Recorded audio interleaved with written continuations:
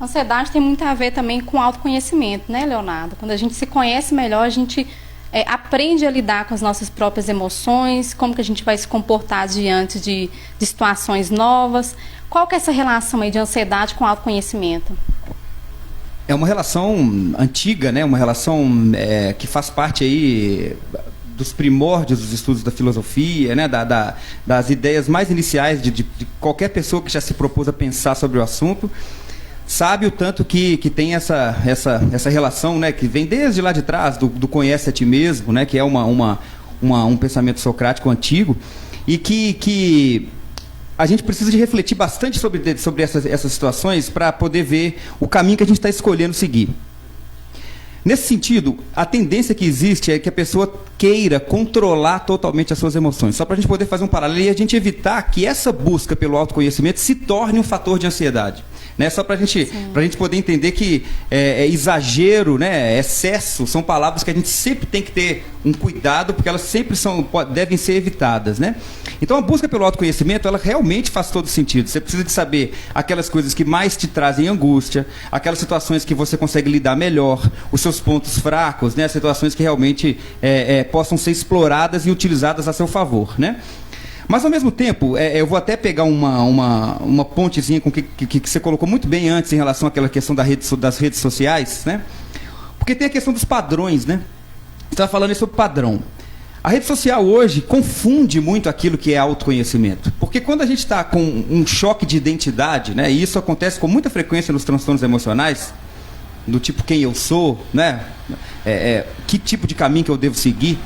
A gente tem hoje um acesso muito fácil, muito borbulhante, assim, fervoroso, a opiniões dos outros, né? As redes sociais, enquanto uma exposição muito clara nos feeds que nunca acabam, né? Você vai rodando para trás, ali, para baixo, infinitamente, literalmente, e ali é quase impossível você ver alguma manifestação de tristeza.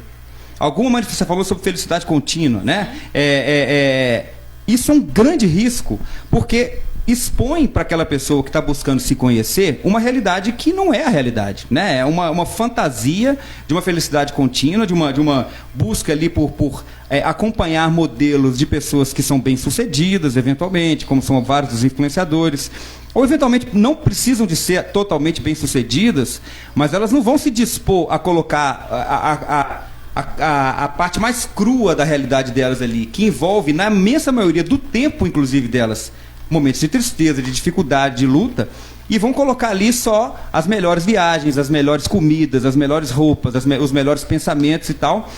A gente vê quanto que existem pessoas que se escondem atrás daquilo que são chamados avatares, né? A pessoa cria, às vezes, um processo de rede social, ela cria um personagem na rede social para que ela seja aquilo ali que ela quer mostrar, só que no final das contas, ela não é aquilo que ela está mostrando. O que a gente está querendo dizer, o que a gente pode fazer de relação com a sua pergunta em relação a isso? Conhece a ti mesmo enquanto esse personagem que eu criei para as redes sociais, ou eu mesmo enquanto eu realmente, aquilo que eu realmente sou, né? Então essa é uma dificuldade muito grande. Isso vai chegar não só na ansiedade, mas também no próprio suicídio.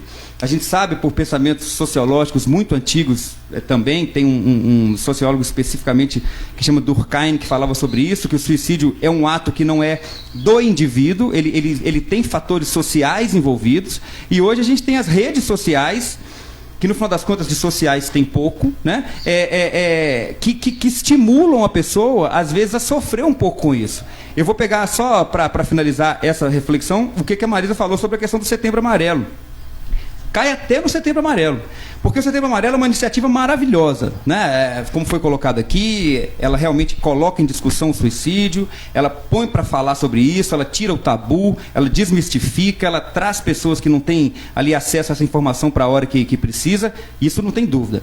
Mas, ao mesmo tempo, a gente tem influenciadores que nós acabamos de descrever aqui, que são pessoas que estão o ano inteiro, né? Dos 11 meses do ano, elas estão ali colocando mensagens super positivas, se mostrando ali em lugares maravilhosos, metas inalcançáveis para a imensa maioria do Brasil, né? Quer dizer, viaje para cá, coma isso, faça aquilo, faça essa plástica, mude para cá, faça isso e aquilo. Então aquilo no depressivo, para o depressivo que está tendo acesso, ou o suicida potencial, a gente pode chamar até com esse nome, que está tendo acesso àquele tipo de informação, ele já começa a ver aquela pessoa com um olhar que ele não acha interessante. Quer dizer, ela está me propondo viver uma vida que para mim ela é impossível, né? Então gera mais estímulo de angústia, de melancolia, de tristeza. Aí essa mesma pessoa chega em setembro, ela coloca uma roupa amarela, a mais sensual que ela tiver, se coloca no lugar maravilhoso e fala: sua vida não é assim não, né, questão só de pensar diferente, não é tão assim, você é uma pessoa importante e tal.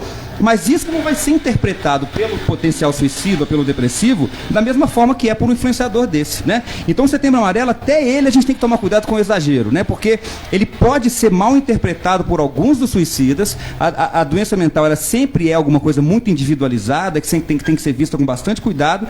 Então, ou seja, o resumo dessa história, para o autoconhecimento, para que a gente possa ajudar as outras pessoas que buscam pelo autoconhecimento, a temática do suicídio, da doença mental, da ansiedade, da depressão, ela precisa de ser falada o ano todo, né? Setembro vai ser uma época de enfatizar isso, né? Ou seja, na busca pelo autoconhecimento, só temos que ter cuidado para que a gente busque o conhecimento de nós mesmos e não influenciado por aquilo que nos é falado como ideal.